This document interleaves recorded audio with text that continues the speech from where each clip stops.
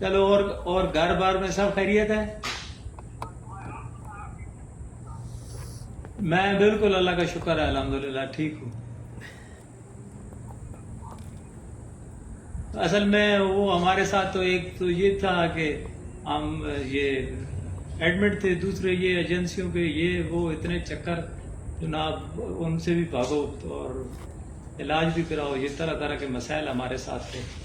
تو ابھی الحمدللہ کوئی 3-4 دن سے طبیعت جو ہے نا وہ بہت اچھی ہوئی ہے، بہتر ہوئی۔ ایک اور مسافر کسی اور دنیا کی سفر پہ روانہ ہو گیا۔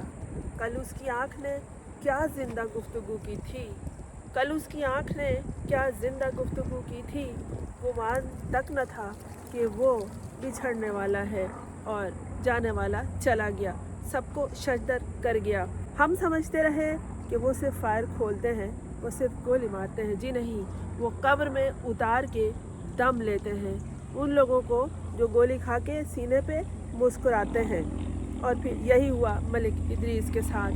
وہ ان تمام لوگوں سے فون پہ بات کر چکا تھا جو اس کے عزیز تھے، جو اس کے پیارے تھے۔ وہ لوگ اس وقت زندگی کو، خود اپنی زندگی کو بھول رہے ہیں کہ یہ ان کے ساتھ کیا ہو گیا۔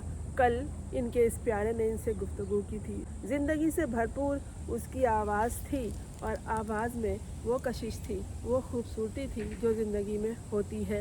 جس روز وہ ڈی چوک پر یعنی 26 نومبر کو موجود تھا، اس روز اس کا روزہ تھا، پھر بھی وہ بچ گیا۔ گولی کھانے کے باوجود مختلف اسپتالوں میں اپنا علاج کراتا رہا، اور پھر اس کا کہنا تھا، آپ نے اس کی آواز سنی جس میں وہ بتا رہا ہے کہ ایجنسیاں اس کا پیچھا کر رہی ہیں۔ وہ ایک اسپتال سے دوسرے اسپتال، ایک شہر سے دوسرے شہر بھاگتا رہا، اس لیے کہ اسے معلوم تھا کہ وہ صرف زخمی ہے، لیکن سامان 100 برس کا پل کی خبر نہیں ہے۔ اسے بھی اپنے آگے والے پل کے، آئندہ پل کی کوئی خبر نہیں تھی، لیکن اس نے اپنے باپ کو فون پر گفتگو کرتے ہوئے بتا دیا تھا کہ ایجنسیاں اس کا پیچھا کر رہی ہیں۔ دراصل یہ ایجنسیاں نہیں ہیں، یہ ادارے نہیں ہیں، یہ موت کا فرشتہ ہے جو لوگوں کو زندگی سے توڑنے کے لیے اور موت سے ہمکنار کرنے کے لیے بڑی دور تک اس کا تعاقب کرتا ہے۔ وہ خود اپنی زندہ آواز میں زندہ دلی کے ساتھ بتا رہا تھا کہ میں اب بہت بہتر ہوں، لیکن جب ایسے ادارے، ایسے لوگ موجود ہوں تو کوئی بھی بہت بہتر نہیں رہتا۔ اور پھر یہی ہوا کہ آہو بکا کے ساتھ ایمبولنس میں جب اس کا جسد خاکی لایا گیا، گھر والوں کو کہا گیا کہ آخری دیدار کر لو، تو سب کہہ رہے تھے کہ یہ تو ہمیں اپنا مقروض بنا دیا، کل تک ہم خوش و خرم اس کی زندگی بچ جانے کی مزید خوشی منا رہے تھے اور ایک دوسرے کو مبارکباد دے رہے تھے۔ یہ خود بھی فون پہ کئی گھنٹوں ہم سے محو گفتگو رہا اور ہمیں جینے کے آداب بتا رہا، ہم سے کہتا رہا کہ حوصلہ ایسے پکڑتے ہیں اور ڈٹ جانا کسے کہتے ہیں۔ اب پہاڑ کی مثال نہیں دینی ہے، اب مثال دینی ہے خان کی، ایک قیدی کی جو جیل کے پیچھے ہے۔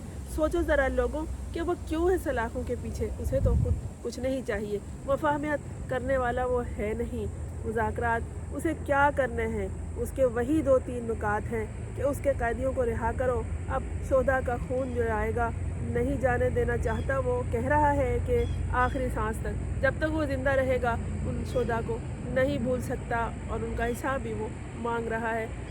یہ سوال تو عوام کرتی ہے کہ گولی کیوں چلائی، لیکن وہ اس سوال کی گہرائی میں ڈوبا سلاخوں کے پیچھے وہی کہہ رہا ہے کہ سارے قیدی رہا کرو، اور اس سے پہلے عوام کا سرمایہ جو ڈاکہ مار کے لیا ہے تم نے اسے واپس کرو۔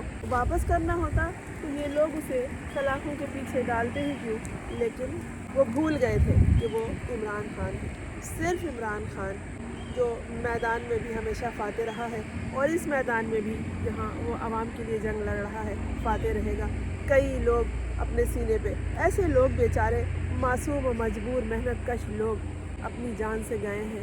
ملک ادریس بھی انہی شہداء میں شمار ہو گیا ہے اب، جو زندگی کی طرف جاتے جاتے موت کے گلے لگ گیا ہے، اور یہ سبق دے گیا ہے کہ یہ لوگ صرف گولی نہیں مارتے، یہ لوگ قبر میں بھی اتار دیتے ہیں، اور اس وقت تک واپس نہیں لوٹتے جب تک کہ انہیں یقین نہ آ جائے کہ یہ شخص جسے ہم نے قبر میں ڈال دیا ہے، قبر میں گاڑ دیا ہے، یہ مردہ ہمارے پیچھے واپس نہیں آئے گا۔ اور اس کے بعد یہ کسی اور مسافر کی تلاش میں چلے جاتے ہیں جسے موت سے ہمکنار کیا جا سکے۔ یہ جو موت کا کھیل کھیل رہے ہیں اس سرزمین پر جہاں لوگ زندگی سے لڑ رہے ہیں۔ اب کسی سے بھی بات کر لیں تو لوگ یہ کہتے ہیں کہ وہ جب دنیا میں آ گئے ہیں زندگی سے لڑنے کی صلاحیت بھی، قوت اور حوصلہ اور ہمت بھی وہی دے گا جس نے انہیں اس دنیا میں بھیجا ہے۔ لیکن صرف دنیا میں آ جانا ہی بات نہیں ہوتی، بات تب ہوتی ہے کہ آپ اپنے مقصد پہ آخری لمحے تک ڈٹ جائیں، وہ جس کی طرح بالکل اسی کی طرح جو وہ قیدی ڈٹا ہوا ہے۔